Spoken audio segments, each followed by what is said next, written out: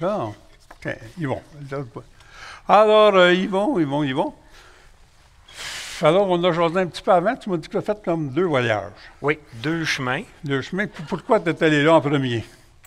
Ah, ben ça, c'était premièrement une aventure de. On avait pensé, on a fait beaucoup de voyages en vélo, et puis on avait pensé faire Compostelle à vélo. Ça nous a amené à découvrir l'association à Montréal.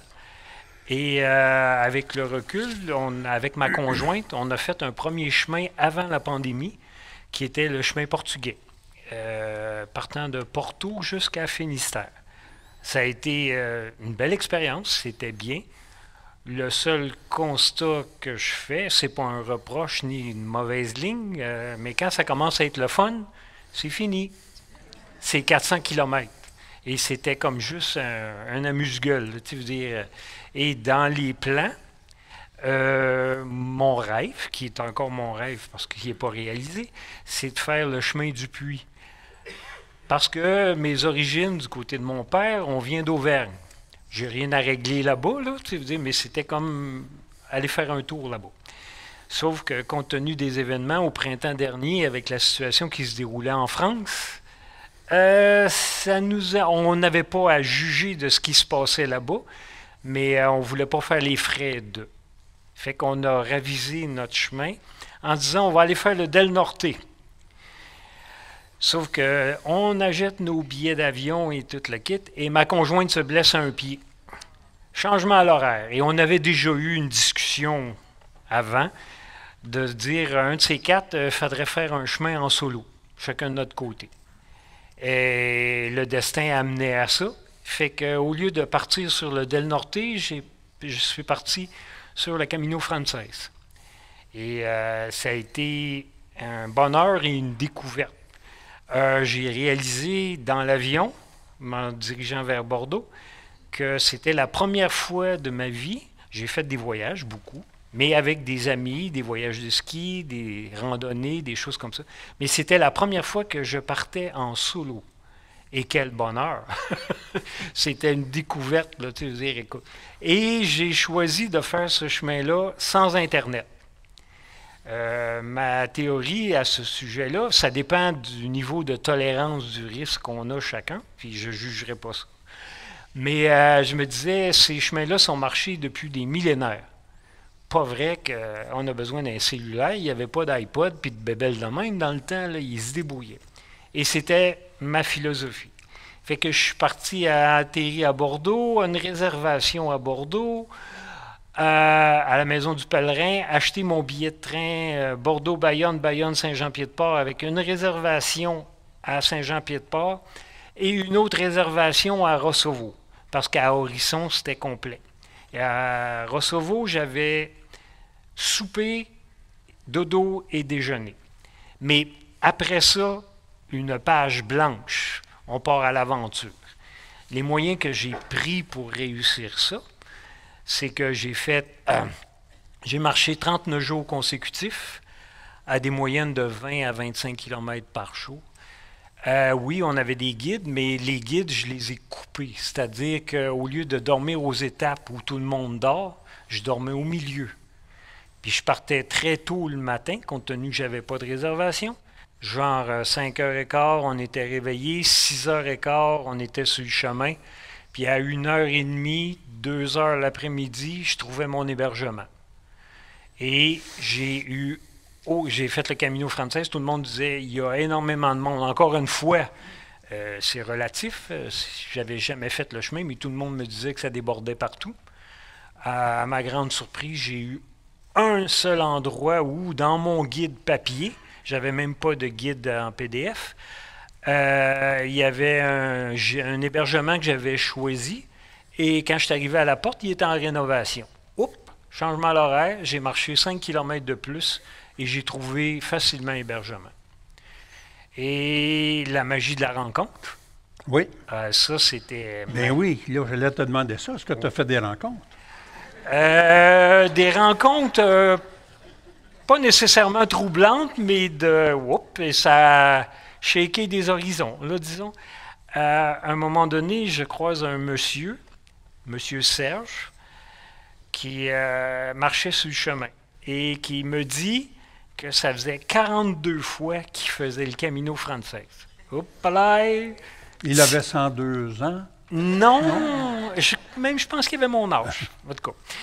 Sauf que dans ma tête, ça faisait comme deux hémisphères, une lumière rouge et une lumière verte. La lumière rouge, c'était, oups, ça c'est bizarre, au bout, là, 42 fois, il y a plein d'autres chemins, pourquoi il fait celui-là? Et la lumière verte, ça me disait, Yvon, si tu as besoin d'informations, ce monsieur-là, c'est de l'or en barre. Il va te faire une mise à jour et une historique. Là. OK. Pour découvrir qu'au fil du chemin, j'ai découvert que le monsieur, c'était un SDF, un sans domicile fixe. Et son moyen d'hébergement était à bon marché dans les Galicia albergués.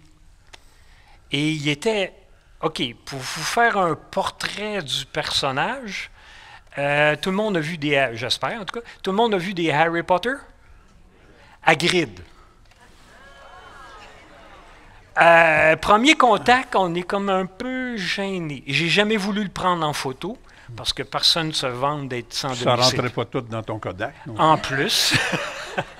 C'est pas le genre de gars que tu essaies de l'ostiner.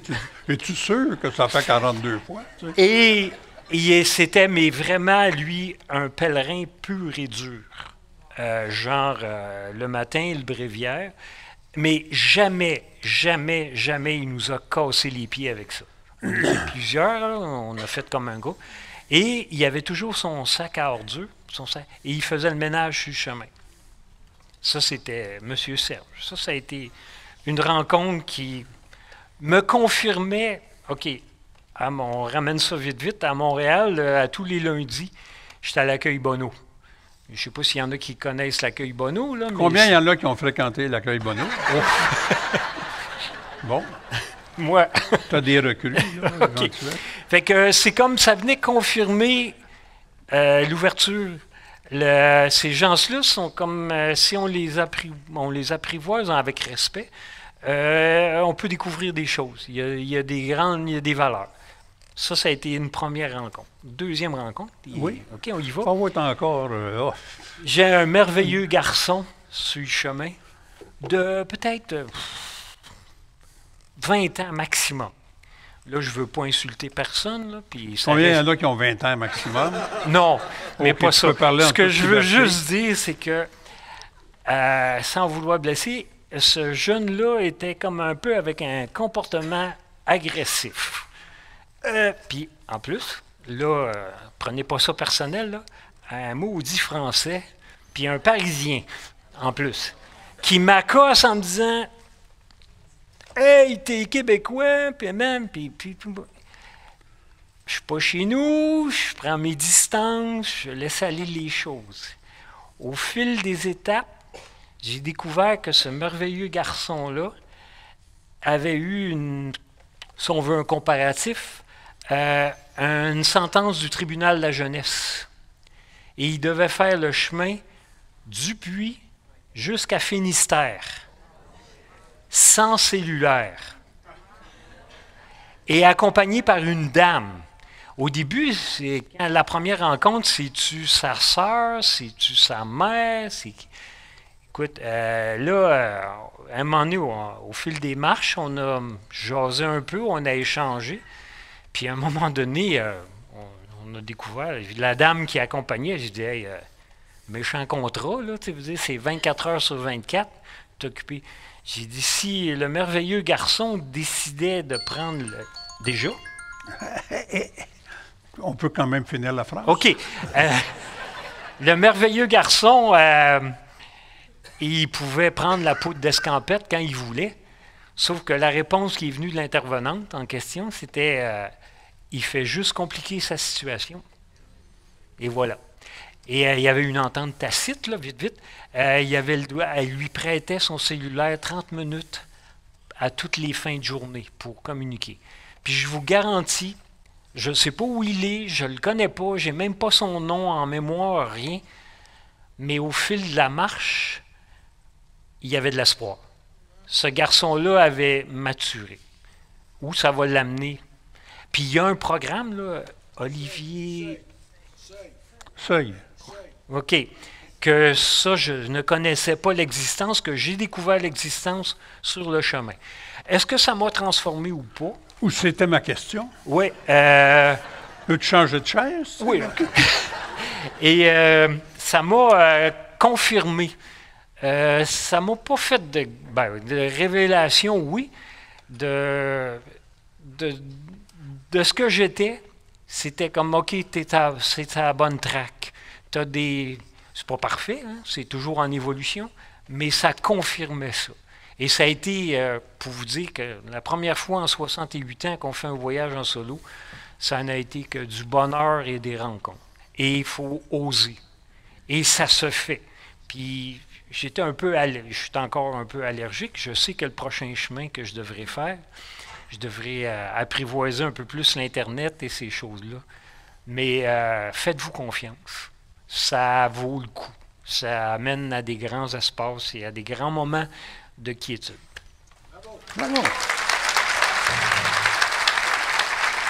Salut. Merci beaucoup.